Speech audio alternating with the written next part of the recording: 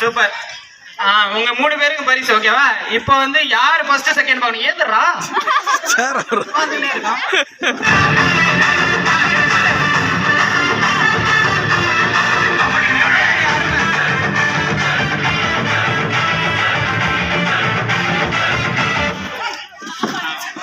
அவன் ஃபர்ஸ்ட். நீ விட்டு பாப்பா. பேர் என்ன சொல்லுங்க? வா. ரஷினி 3வது இடம். 3 பிரைஸ் வாங்கியிருப்பான்னு நினைக்கிறேன். வர்ஷினி 3வது இடம். எத்தனை பிரைஸ் வாங்கியிருக்க? 4. சூப்பர். வா.